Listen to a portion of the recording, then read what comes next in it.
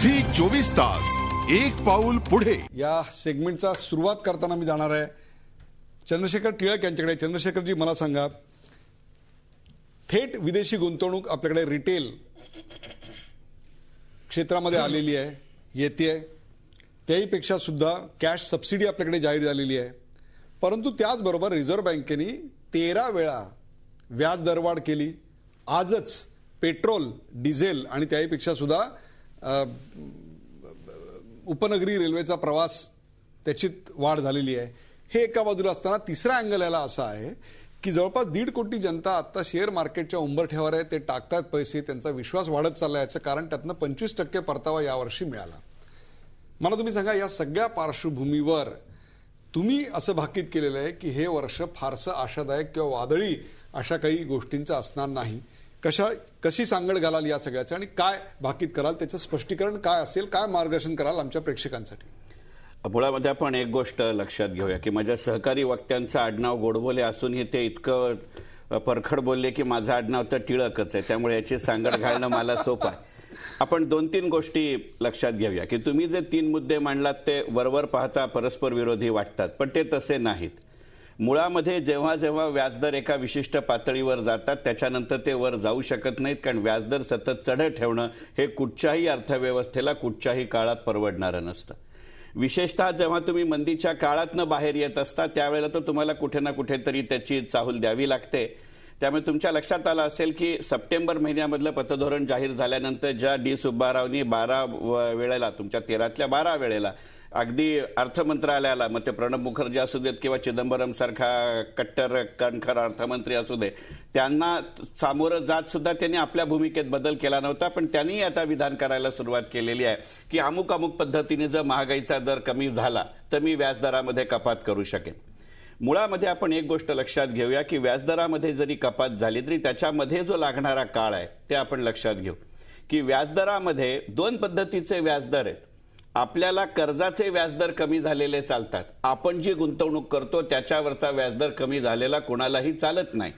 मग जे मला सोयीचं असेल ते जर असेल तर अशा वेळेला जर तुमचा जो प्रश्न आहे की सर्वसामान्य माणसाला काय वाटतं, सर्वसामान्य मनुष्य म्हणेल रिझर्व्ह बँकेनं व्याजदर चढेच ठेवावेत.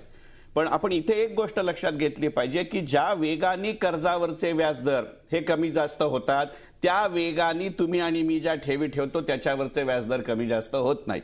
आणि हा जो काळाचा फरकाचा मुद्दा आहे तो शेअर बाजाराला चालना देत राहतो. तुम्ही जे मगाशी म्हणलात की 2012 मध्ये 25% परतावा दिला, तो 26% आणि गेल्या 3 वर्षातला तो जास्त आहे.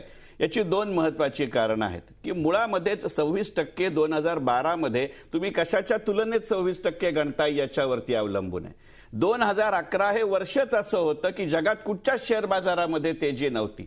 मग जर तुमचा बेस 0 असेल तर 0चं 2 झालं तरी 200% वाढ होते. आता 2चं 3 झालं तर ती 100%च होते, ती 200% राहत नाही. या पार्श्वभूमीवरती मी असं म्हटलं की 2012च्या तुलनेत 2013 असणार नाही. पहिला मुद्दा. दुसरा मुद्दा, हे 26% सुद्धा आपण त्या जानेवारी 2012 ते डिसेंबर 2012 या 12 महिन्यामध्ये पाहूया. तुमच्या असं लक्षात येईल की सप्टेंबर महिन्यामध्ये थेट विदेश एका दिवसात ज्या 4-5 धडाधडा अनाउन्समेंट झाल्या आणि आपणच इथे कार्यक्रम केला होता, तर जवळजवळ ऑगस्ट महिना संपेस्तोवर शेअर बाजारातनं मिळालेल्या परताव्याचं प्रमाण हे 14% किंवा 15%च्या वरती नव्हतं. नंतरच्या 4 महिन्यामध्ये ज्या गोष्टी झाल्या की डिझेल आणि पेट्रोलच्या किमतीमध्ये वाढ करता येऊ शकते, सवलतीच्या दरामध्ये घरगुती वापराच्या गॅसच्या संख्यांवरती मर्यादा येऊ शकते, मी एव्हिएशनमध्ये FDI देऊ शकतो. आणि खरं सांगायचं म्हणजे शेअर बाजाराला खरी चालना सरकार भूमिका घेतं ही अर्थमंत्रालयाने दिलेली नाही. अजित सिंग जेव्हा एव्हिएशन मिनिस्टर झाले आणि त्यांनी किंगफिशर बद्दल जेव्हा ठाम भूमिका घेतली तेव्हा आपल्याला वाटायला लागलं की हे सरकार काहीतरी करतं. आणि शेअर बाजारामधली पहिली वाढ ही नेहमी परसेप्शनवर असते आणि मग ती परफॉर्मन्सवर येते. त्यामुळे सप्टेंबर ते डिसेंबर 2012 हे सरकार काहीतरी करेल या परसेप्शनवरती झालेली वाढ आहे. 2013 मध्ये आता त्याला परफॉर्मन्सची जोड द्यावी लागेल. आणि बघाशी आपण जसं तुमच्या प्रास्ताविकामध्ये तुम्ही म्हणलात तसं की 2013 मध्ये जर 10 जणांच्या निवडणुका होणार असतील तर आचारसंहिता हे इतकी सोयीस्कर सबब असते की काहीही न करण्याचं ते महत्वाचं कारण बनतं.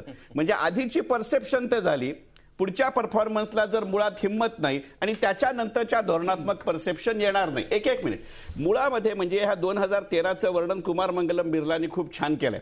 कुमार मंगलम बिर्ला जेव्हा म्हणले की latest welcome 2013 with sunglasses on, हा जो सनग्लासेस ऑन आहे हे आपण ठेवायचे की आपण घोड्याची झापडं लावायची, याच्यावरती तुमच्या प्रश्नाचं पुढचं उत्तर अवलंबून असेल. थेट प्रश्न विचारतो, शेअर बाजाराचा निर्देशांक 21,000च्या वर जाईल का?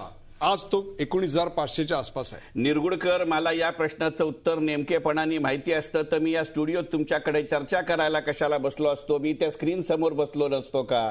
माझं स्वतःचं मत असं आहे, हो 21,000पर्यंत निर्देशांक जरूर स्पर्श करेल, पण 21,000च्या वरच्या पातळीवर राहील असा त्याचा अर्थ नाही.